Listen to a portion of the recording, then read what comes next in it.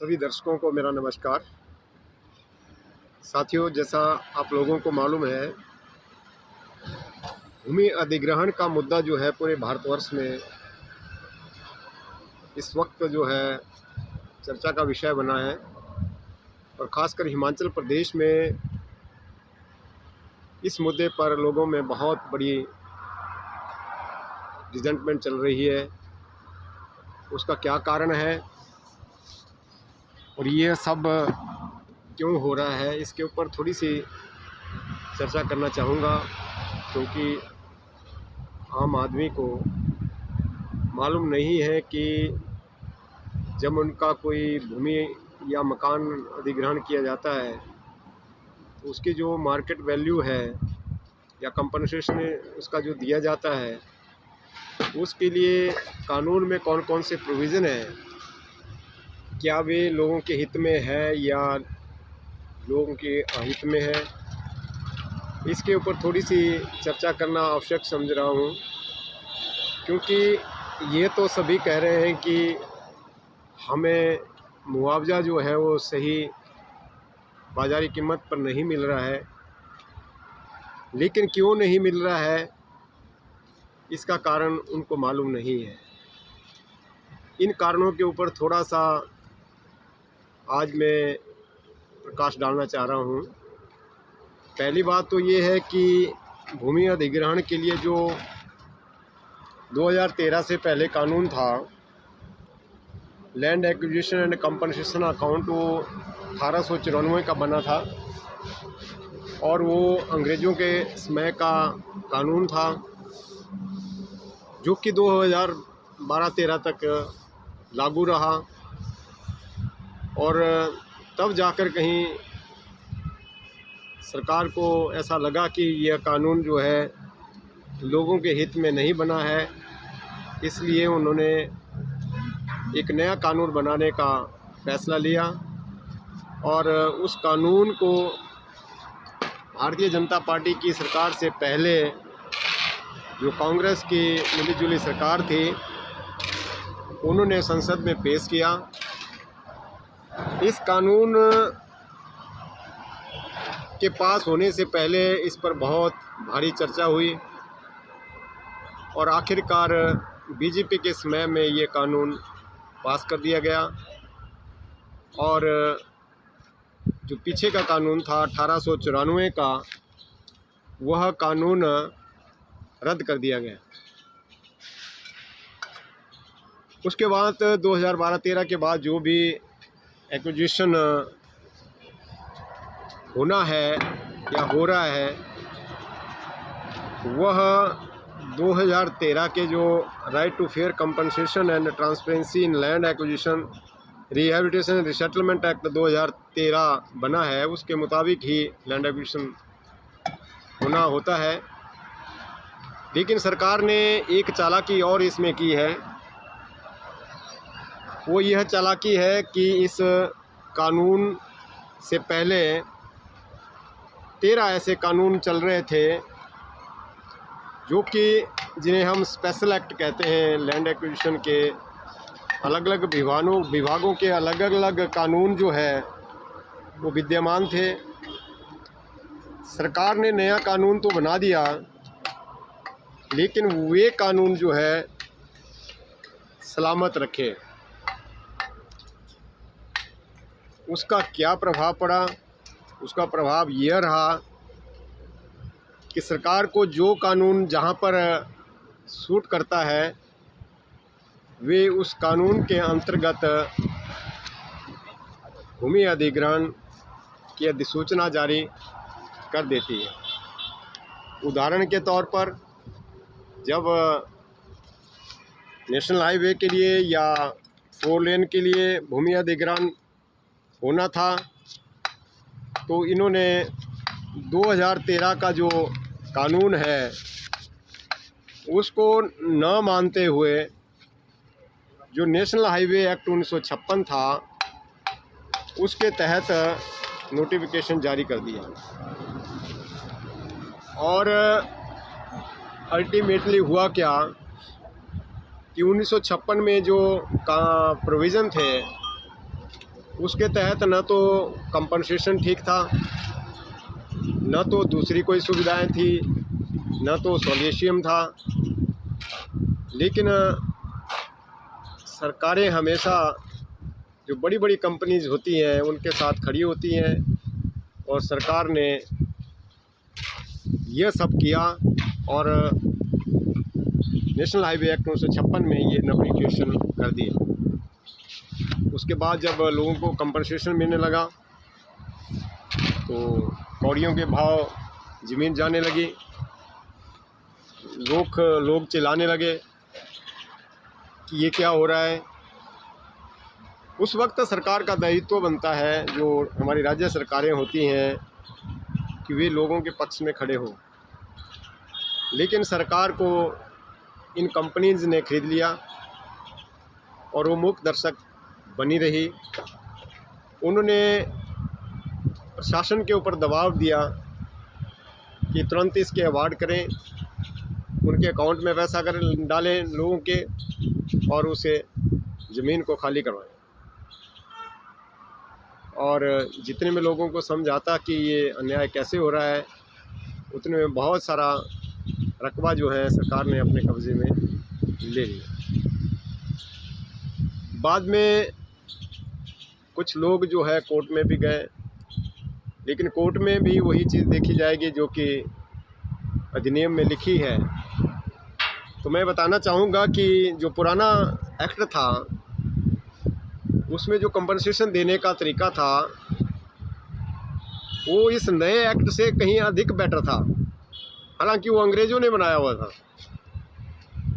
लेकिन जो हमारे वर्तमान अंग्रेज़ हैं, इन्होंने तो इस कानून के तहत कमर तोड़ के रख दी। 1894 के एक्ट में सेक्शन 3 के तहत कलेक्टर को पावर्स थी मार्केट वैल्यू असेस करने की। यदि जिस जगह पर एक्वायर हो रही है भूमि, वहाँ की मार्केट वैल्यू जस्टिफाइड नहीं है, या वहाँ पर कोई सेल या परचेज हुई ही नहीं है, तो उसको पावर होती थी कि वो एडजॉइनिंग मोहाल की वैल्यू को ले सकता था। लेकिन जो नया एक्ट है उसमें इन्होंने ऐसा बेड़ा गर्क कर दिया कि जो कलेक्टर की पावरें हैं उनको भी रिस्ट्रिक्ट कर दिया, और एक फार्मूला सेक्शन 26 में डाल दिया, जिसके तहत जो मार्केट वैल्यू है वो मानी जाएगी जो कि स्टैम्प एक्ट के तहत जो है डिस्ट्रिक्ट कलेक्टर ने नोटिफाई की है। और स्टैम्प एक्ट के तहत जो नोटिफाई की है वो हमारे सर्कल रेट हैं, और सर्कल रेट जो है वो डिस्ट्रिक्ट कलेक्टर करते हैं, और डिस्ट्रिक्ट कलेक्टर जो है सरकार के अधीन होता है। यदि सर्कल रेट सही डिटरमाइन किए जाए तब तो यह कंपनसेशन जस्टिफाइड और रीज़नेबल बन सकता था।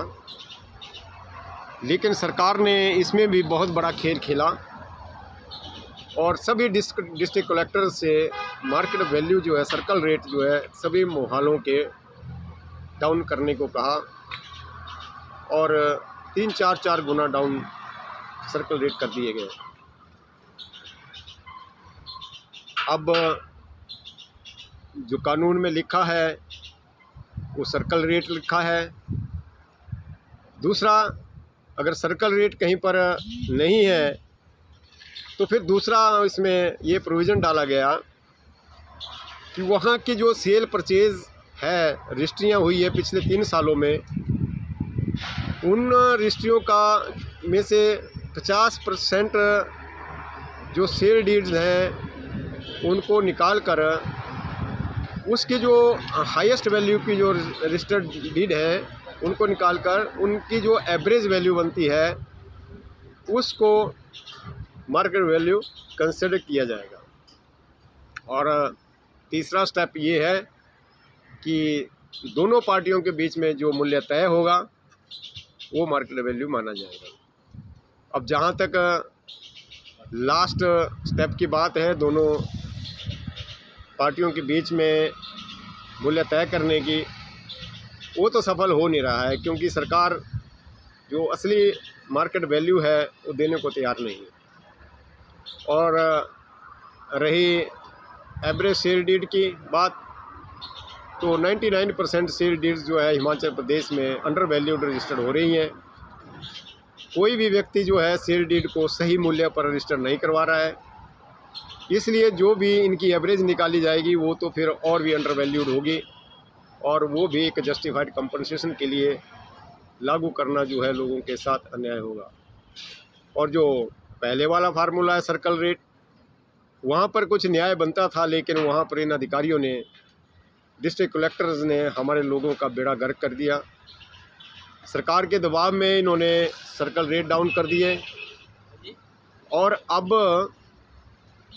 जब कंपनसेशन की बात आ रही है तो पता चल रहा है कि ये कितना बड़ा खेल हमारे हिमाचल प्रदेश के किसानों के साथ, बागवानों के साथ, और उन लोगों के साथ, शहर के लोगों के साथ जिनके मकान, बिजनेस हाउसेज एक्वायर किए जा रहे हैं, उनके साथ सरकार खेल रही है। अब इसका क्या उपाय है, ये एक बहुत बड़ी लड़ाई है, और इस लड़ाई को लड़ने के लिए लोगों के पास समय चाहिए और पैसा भी चाहिए, तब जाकर कहीं थोड़ी बहुत राहत न्यायालय से मिलने की उम्मीद है। इसलिए मैं एक तरीका सजेस्ट करूंगा, हिमाचल प्रदेश में जितने भी प्रभावित लोग हैं, अगर आप लोग इकट्ठे होकर थोड़ा थोड़ा पैसा डालें और हाई कोर्ट में जाएं और एक अच्छा लॉयर वहाँ पर एंगेज करें, तो मेरी आप लोगों को सलाह है कि जो सर्कल रेट डिस्ट्रिक्ट कलेक्टर्स ने हिमाचल प्रदेश में तय किए हैं, उनको कोर्ट जो है वो अवैध करार दे देगा। वो जस्टिफाइड रेट नहीं है, क्योंकि उसमें न तो लोगों की कोई भागीदारी है उनको तय करने में, और जो उसका बेस है, जो वहाँ की सेल डीड्स है, जो उसका बेस है, वो वैसे ही अंडर वैल्यूड है, क्योंकि जितनी भी रजिस्ट्रियाँ हो रही हैं हिमाचल प्रदेश में वो अंडर वैल्यूड रजिस्टर्ड हो रही हैं, और उनकी एवरेज जब आप एक सर्कल रेट तय करने के लिए लागू करेंगे तो कौन सा कंपनसेशन आप जस्टिफाइड लोगों को दे पाएंगे। तो साथियों, मेरा यही निवेदन है, यदि आप लोग रियल सेंस में इस लड़ाई को लड़ना चाहते हैं तो अब एक ही दरवाज़ा रह गया है। आप इन सर्कल रेट्स की जो प्रोसेस है, जो प्रोसीजर है, जो डिस्ट्रिक्ट कलेक्टर्स ने अप्लाई किया है, उसको हाई कोर्ट में चैलेंज करें, वहाँ पर चुनौती दें, क्योंकि जो 3 साल पहले रेट थे उससे 4-4 गुना रेट जो है डाउन कर दिए गए हैं। और ऐसा कौन सा अंधा कानून है जो इस चीज़ को मानने को तैयार है कि जो वैल्यू आज से 3 साल पहले जगह की थी, क्या वो कम होगी या ज़्यादा होनी चाहिए थी।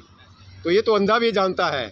इसलिए मेरा पूरा विश्वास है कि अगर हम इस मुद्दे को लेकर कोर्ट में जाते हैं तो कोर्ट हमें न्याय देगा, क्योंकि अगर सर्कल रेट ठीक हो गए तो उसके बाद कंपनसेशन जो है आपको जस्टिफाइड मिल सकता है, क्योंकि उस कंपनसेशन के ऊपर, मार्केट वैल्यू के ऊपर आपको 100% जो सॉल्यूशियम है वो सुप्रीम कोर्ट ने अपने आदेश से दे रखा है, और आपको एक जस्टिफाइड कंपनसेशन मिलेगा। ये मेरा आपसे निवेदन है। इसलिए चाहे सोलन के लोग हैं, शिमला के हैं, कांगड़ा के हैं, मंडी के हैं, कुल्लू के हैं, मेरा उनसे निवेदन है कि आप लोगों के ज़िलों में बहुत ज़्यादा तादाद में लैंड एक्विजिशन शुरू हुआ है। आप इस मेरे सजेशन के ऊपर विचार करें, और कुछ लोग इकट्ठे होकर 4-5 हज़ार रुपये इकट्ठा करके एक अच्छा लॉयर आपको 50-60 हज़ार के आसपास मिल जाएगा हिमाचल प्रदेश के हाई कोर्ट के पास, और उनके माध्यम से हाई कोर्ट में इन सर्कल रेट्स को चुनौती दे, क्योंकि डिस्ट्रिक्ट कलेक्टर के द्वारा बनाया हुआ जो रेट है कोई खुदा का बनाया हुआ नहीं है, ये चैलेंजेबल है। क्योंकि ये सरकार के प्रेशर में बनाया गया हुआ है। इसको अवश्य चुनौती दें और अपने को न्याय पाने की कोशिश करें। धन्यवाद।